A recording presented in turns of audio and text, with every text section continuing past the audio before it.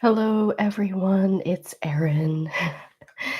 I apologize if I sound a little nasally or a lot nasally. It is apparently allergy season where I live. The tree pollen is insanely high, according to the weather app. and I've never really had allergies before. I have always had like a little bit, but not to the extent that I have this year. So, anyway, that's that. So, a few things. If you did not see my announcement video and you're watching this for the first time, this is my birthday live stream day. So, today's my birthday. I am 35 today, which is a lot. At least it feels like a lot. And so I decided that because it's my second birthday during the pandemic, that I really wanted to not do nothing. I really had absolutely nothing planned, and I just wanted to do something fun and interactive. So I have this video, and then I have one or two more later today. Because this is live, I have no idea what's going to happen. We could have cats, landscapers, vacuum cleaners. We're gonna have to get through it together. So, for the first video in my birthday series, I decided that what I wanted to do is something related to mindfulness and meditation. And so I have my mindfulness cards, and then I also have this little book, and it's called 3,299 Mantras, Tips, Quotes, and Koans for Peace and Serenity. I don't know what a koan is, or if I'm even saying that correctly. Koan. And also, I think it's hilarious that it's such a specific number, 3,299. I'm not sure why they picked that. So,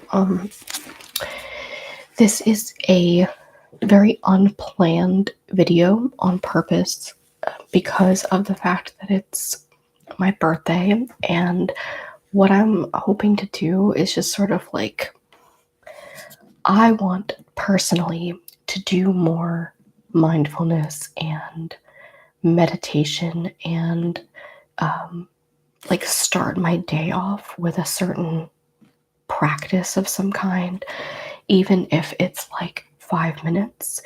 And I know from a lot of the like podcasts and audiobooks that I've listened to, how much of a difference even like a few minutes can make. So since it's my birthday and it's been such a long, weird year, I wanted to sort of start my day. I know it's 10 a.m., but I haven't really done anything yet. I literally just got my Wawa coffee, so I'm going to join us for this. So I just want to start my birthday off with some mindfulness and some maybe thought-provoking things. So I'm hoping that there will be some messages and some things to think about. So these cards are, I think they're really great. I don't use them as much as I should. And so the front of them has just a quick saying like, feel the ground. And there's blue, yellow, green, and red. And each of them have different categories. So rest, awareness, kindness, and curiosity. So depending on which one you pick, you get like a different theme.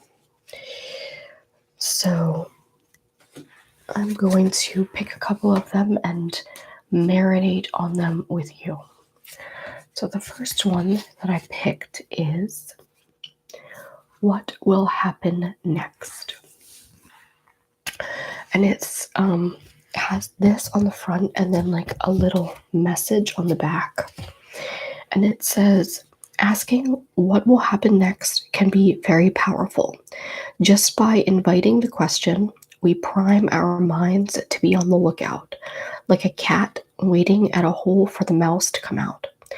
With your body relaxed and eyes open, try asking yourself this question and carefully watch your mind to see what grabs its attention. Where does it move? What is the next thought that arises? And what prompted it? So it's actually interesting to get this one because I've been thinking about that a lot. And of course, I feel like, I don't know if it's just me, but I feel like around big holidays or birthdays, especially birthdays, because you're like getting older and, you know, every more year, it's a less year that you have. But I have been thinking, like, what's next? And specifically about things like my job and where I want to live and what I want to do.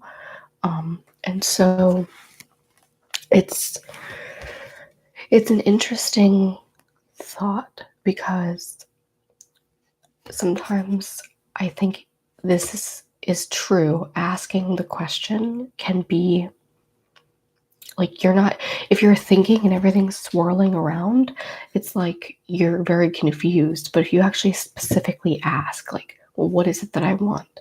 And then answer yourself and then start going through that path in your head, then you might get more answers.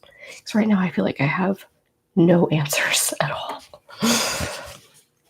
And then we have walk the walk. Physical movement, such as running, dancing, or active sports, brings us into the moment. When our attention is resting with the body and its movements, there is less room for agitating thoughts to spin us into worry.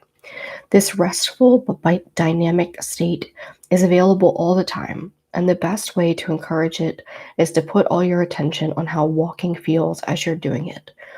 Let yourself become the walking and enjoy how connecting and peaceful that experience can be. It's nice. Someone did once say to me, and it was something I never considered before, that meditation doesn't have to be like sitting there with your eyes closed and sort of repeating something or having some kind of like formal practice. And of course it can, and that's fine. But I never considered it until somebody had said to me that walking can actually be a meditation. Like, I don't know if it's meditation or more mindfulness, but either way, it's very good for you in the sense that if you're walking, you can pay particular attention to certain things like counting how many branches there are or feeling the crunch under your feet or listening, like using all your senses to sort of hone in on something. You can hear like birds chirping or like notice how blue the sky is.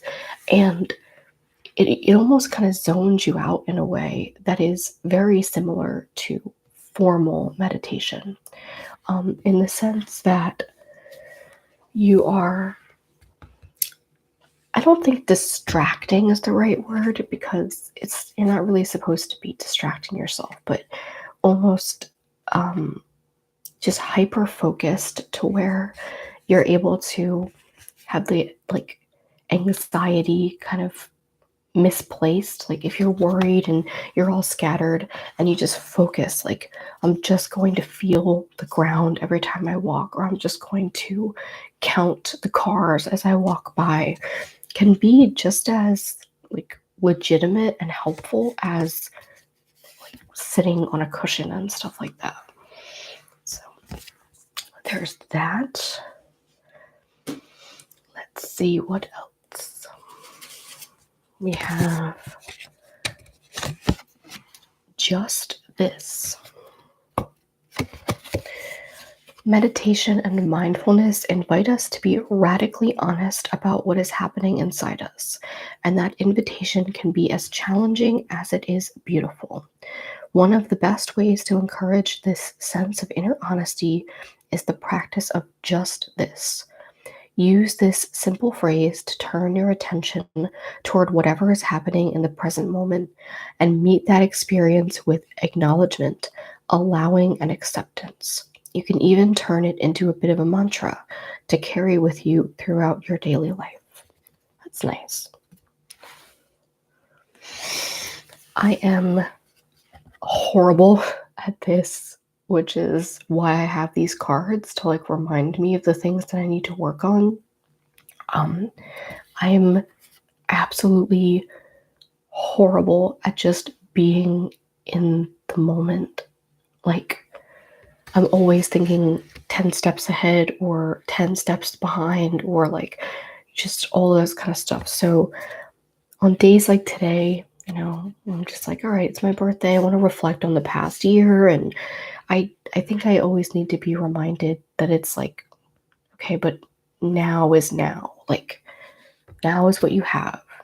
You don't have anything else because it hasn't happened yet. So um it's and it's so it seems so simple and it's so hard. Like, people are like, oh, just enjoy the moment, and you're like, yeah, well, I'm in it right now. Like, I'm me and I'm sitting here and I'm like, it should be easy, or it should be um like self-explanatory, I guess, to enjoy the moment where you are, but it's so hard, like, to just feel whatever is really going on and not be distracted by something else. So that's definitely something to work on this upcoming year. Next, we have touch screen, and it says, it is sometimes said that our increasingly digital lives disconnect us from being physically present in our bodies. But this is only true if we allow ourselves to disconnect. A simple way to stay connected while you're online is to bring your attention to how your hands and fingers engage with your devices. Observe what the sensation of typing feels like. Feel the weight of the phone or tablet. Notice the different textures you experience, from the smoothness of the screen to the hardness of the buttons. By paying attention to your physical experience of technology, you can become more physically present. And it's very similar to the first one that I found, or the first one that I saw, which is like, there's a lot more than I think that we realize that can be a mindful experience. Like, I personally am trying to not get away from traditional meditation, but I am very I think I'll get there over time, but I'm not actually very good with silence and with just kind of sitting there with my own thoughts. And I do the float tank, like the float sessions. And sometimes it goes really well, and sometimes it's a disaster. Like, sometimes I'm able to relax, and a lot of other times it's very restless. And so, like, with these types of things where you're using something that isn't traditionally for meditation, or for mindfulness, and transforming it into an experience that can be, because if you're like me and silence is actually not that good, or it makes you more anxious, which I think there's a lot of people like that, it's not always the calming experience that it is for other people. And so to be able to take a walk and be in motion, and instead of closing your eyes and being silent, doing something like, okay, I have to work, I have to be on my phone or my tablet, but that doesn't mean I can't have a mindful experience just because I'm doing something that's supposed to be traditionally distracting or traditionally not mindful. Um, you can turn it into something that is, which probably means that there's almost anything can be like anything that you use your senses for. So, like, if you're looking at something, you can pay particular attention to certain things, listening, especially feeling things like textures, bumps, smoothness, um, how something feels if you like crunch it in your hand. And I'm not the authority on these things, but I think that it's supposed to be like you don't just do it one time. Like you don't just like crunch something and go like, okay, cool, I crunched something. You're supposed to kind of like really try to get into the experience and continually do it. So, I mean, I'm gonna try anyway. Let's see here. I haven't gotten a yellow one yet, so let's look at a yellow one.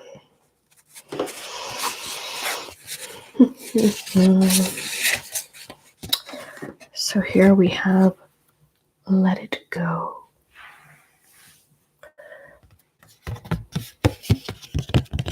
And it says, we are always carrying something.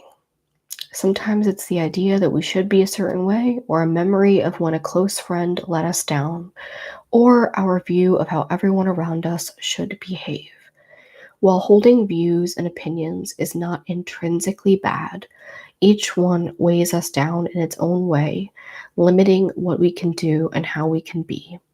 Spend a few minutes reflecting on a particular burden you're carrying and play with what it might be like to let it go. Then let it go. Well, geez, that's easier said than done. I personally like it's good and bad, but like it's you realize with these things like how challenging these simple things can be. Like it seems so easy, and it's easy to tell other people. Like if somebody comes to you with a situation, you're like, oh, you just gotta let that go. Like, don't worry about it, it's fine. But somebody does it to you and you're like, oh no.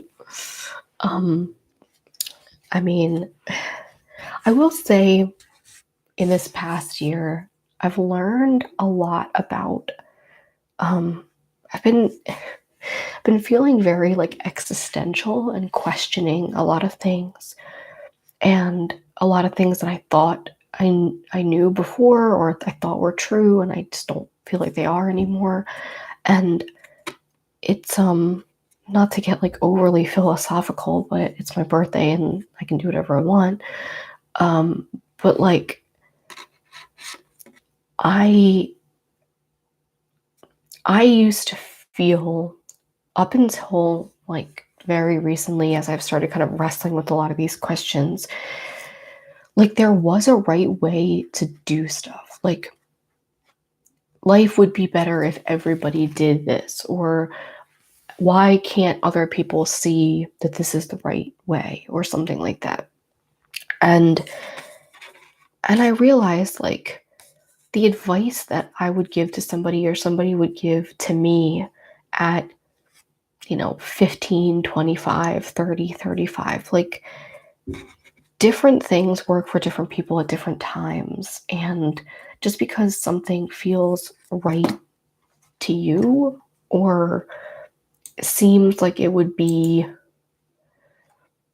I don't even know what the word is, but like it's one of those situations I've kind of realized how, depending on where you are, what your perspective is, what you've gone through, your family, your friends, your whatever, like it can't be the same way for everybody.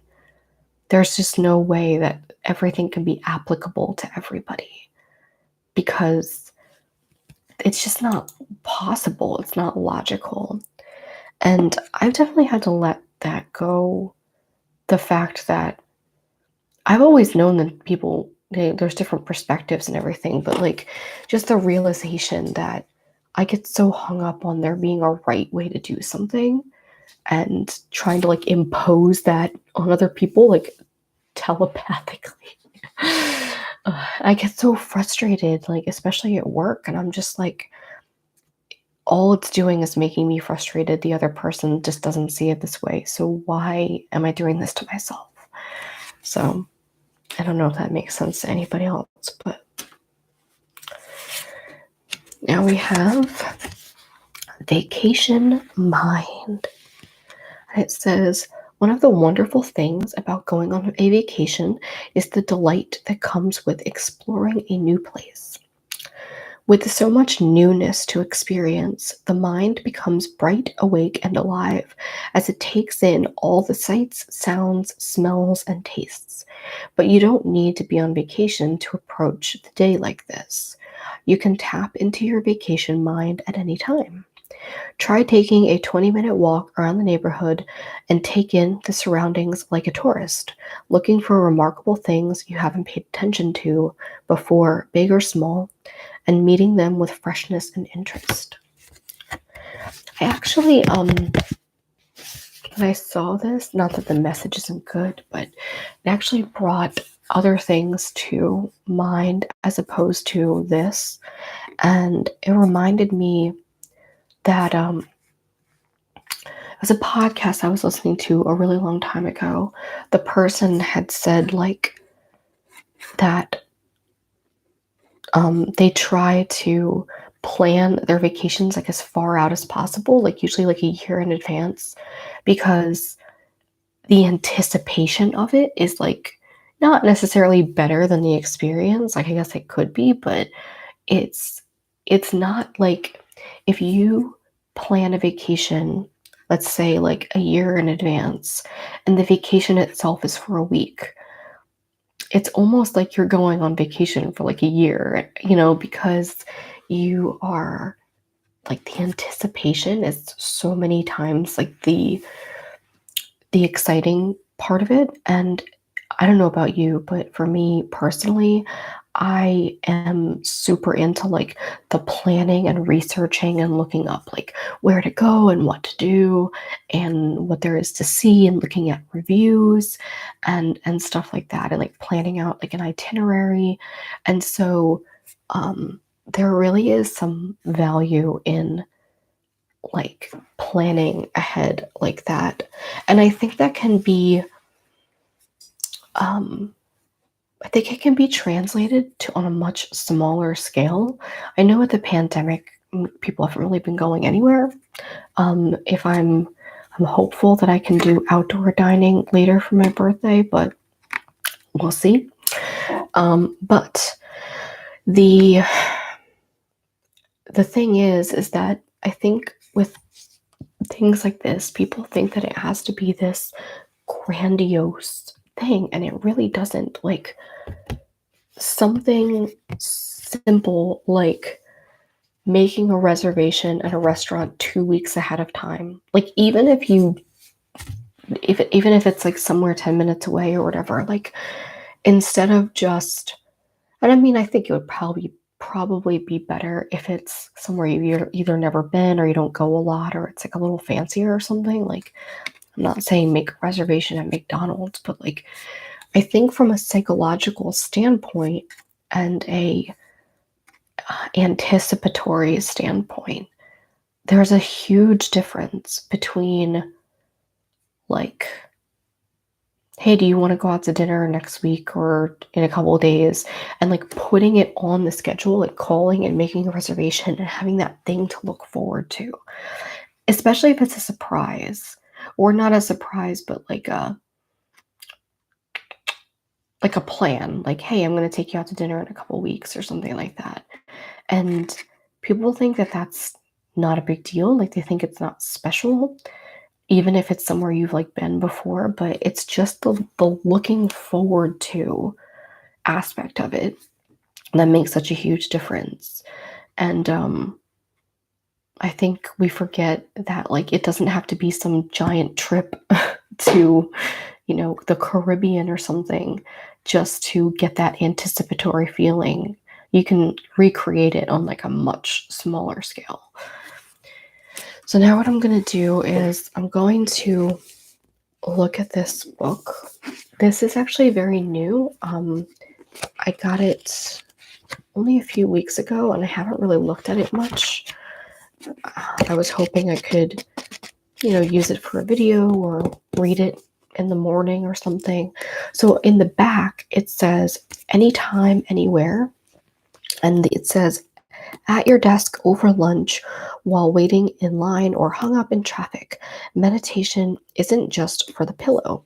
With thousands of inspirations, techniques, mantras, and drawn from the most varied of spiritual practices, this book is guaranteed to help you catch your inner breath and find wellness and mindfulness in every moment. So, the reason why I got this is because it's not a book that you read, like it's not like a here's 10 tips or whatever, or like where there's a narrative or a story. It is really kind of just like you can open it to any page and there's just little kind of tidbits and like pieces of info. So I'm just going to read some of them and hopefully they're relaxing or mindful.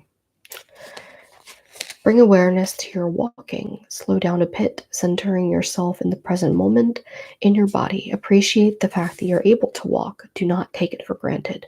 Walk with dignity and confidence. I feel like the universe really wants me to start walking. All this stuff has been about like mindful walking, so I'll have to make sure I do that. Let's see. Wake up to energetic music instead of a jarring alarm. That's smart. I have an iPhone and I just have like the standard one, although I know that there's probably ways to get better ones than that.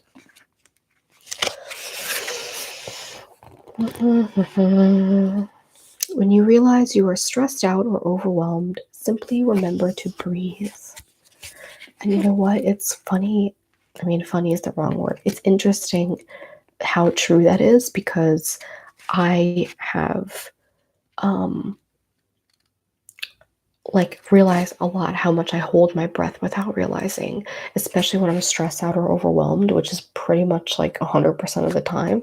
So that is a good reminder for me to just like periodically just see if I'm holding on to my breath, and almost always if I kind of check, I am. So I'm going to,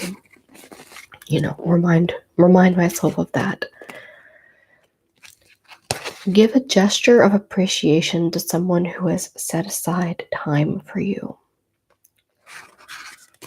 Give whenever, however, and to whomever you can.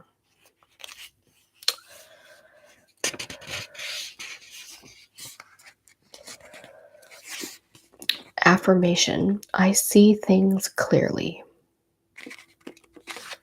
When your mind is open and unfurnished, you will have plenty of space for creative thoughts. It's an interesting one, and I think something that's really important is I've learned this firsthand, and it's kind of scary, and it's interesting. It's very difficult for somebody like me that does have really bad anxiety, because not this past year, but the year before and some of this year had been really bad, like super, super, super bad with like anxiety and issues like that. And I noticed, because I am a creative person, I tend to be a creative person, I noticed that it was kind of like zapped from me, and it was making me nervous because at work I have to be creative, like it's part of my job. And I felt like I was just doing like the bare minimum. And thankfully, even the bare minimum was like people seemed happy with it, but I wasn't happy with it. Like I knew that I could do so much more. And as in the past like year or so, as I've been able to let some things go and be more mindful and be more excited about the future and stuff, my creativity, it like came back. Like it like reappeared magically. And I realized, like, oh my gosh, like how long I was, like, my bandwidth, like my mind was so fixated on these awful things that were like happening and going on that I didn't have any brain power left to be creative. And I mean, I guess the only like advice or anything that I can think of regarding that, or like related to that, is just like distance yourself from that stuff as soon as you can, or get help as soon as you can, because it's time lost. It's mental, like, balance lost, because and I did do my best to like get help and whatnot, and I feel much better now, but like it's just one of those situations where I'm realizing like it really like robbed me of my like bright creative spirit.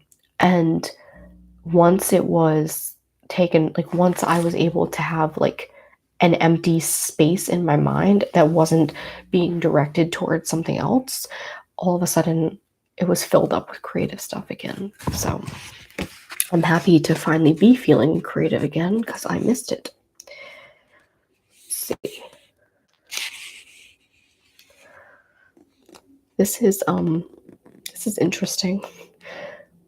Nod to your computer before you turn it on.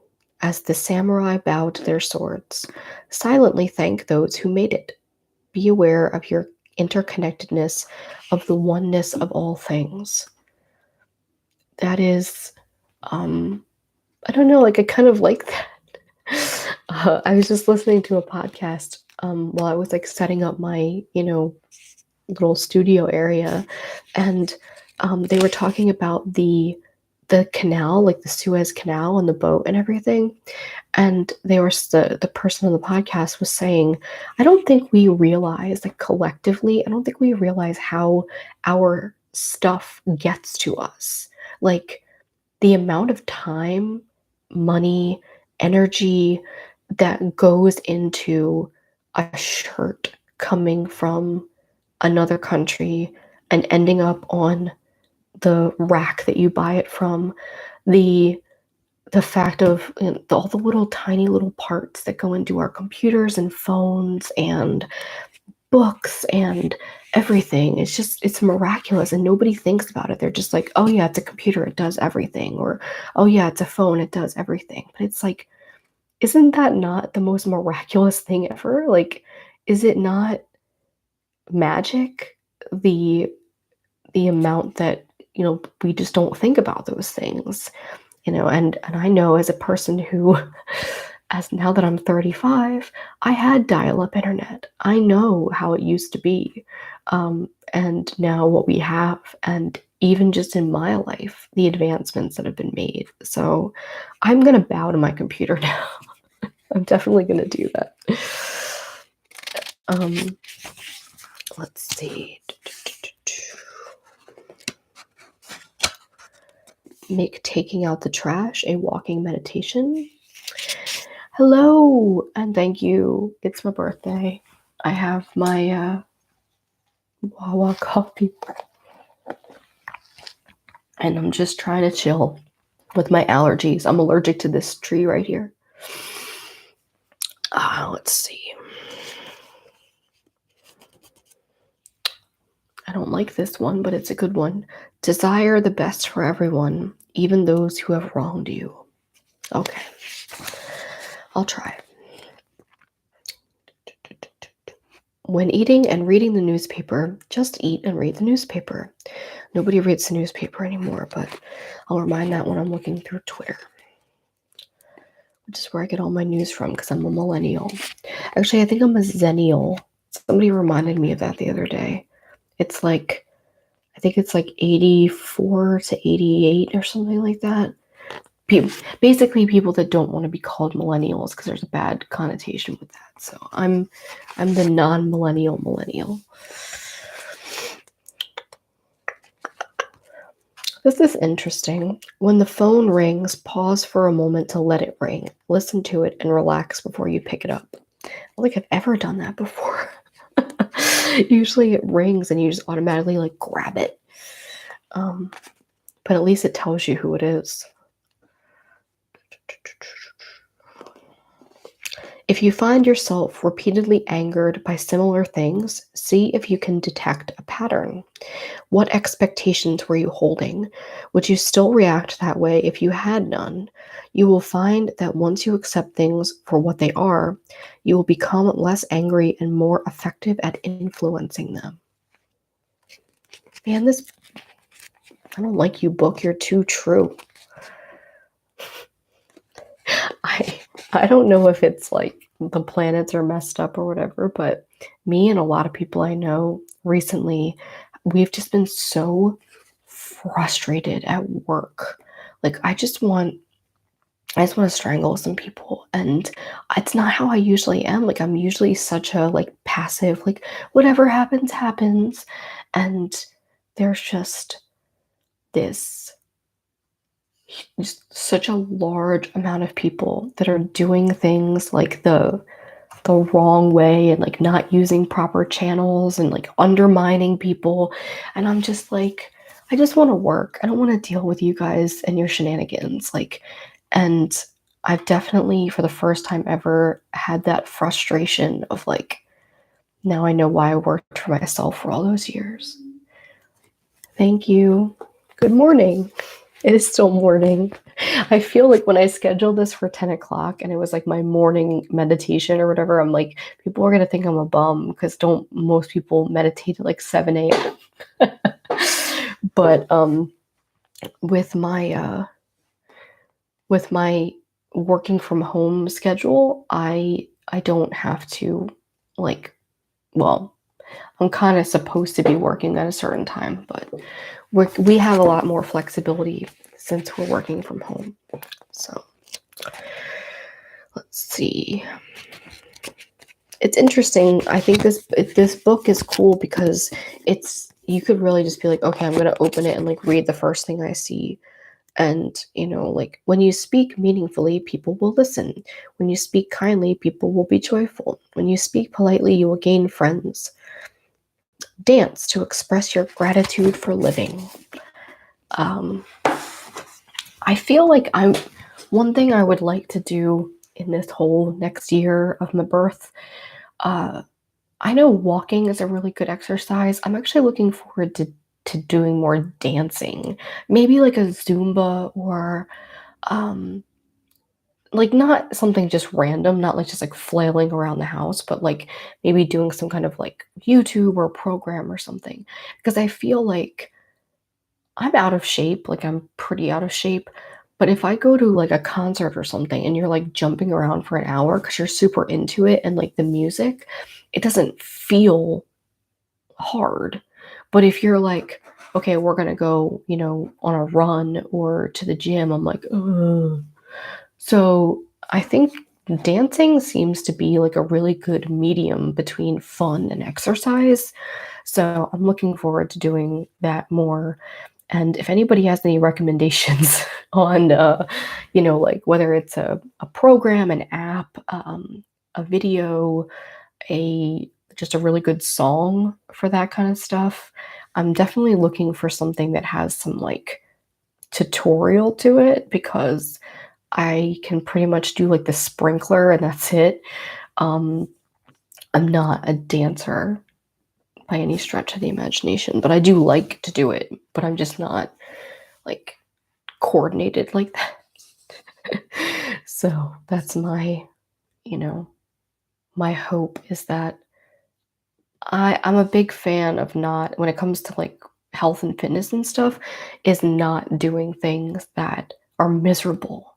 Like people are like, oh, I have to go run. I'm like, well, you don't have to. Like you can if because people love it. Some people like absolutely love running and it like gives them that high and stuff like that. That's cool. Like, um, you know, you may get high, I may want to die, and that's fine. And I just with that whole kind of mindfulness meditation vibe that I've been kind of talking about in this video, like it's it doesn't have to be that hard. Like they drag themselves to the gym or they force themselves to run, or whatever, and it's like there's got to be something that you enjoy, and maybe it's not your favorite thing of all time, but that it's not just such a horrible drag to do. And I do enjoy dancing. Like, of all the things, like, you can jump rope, you can lift weights, you can get one of those skip it things from the 90s, you can walk, you can play tennis, you can run if you want. If you ever see me running, you know something's wrong because I don't run.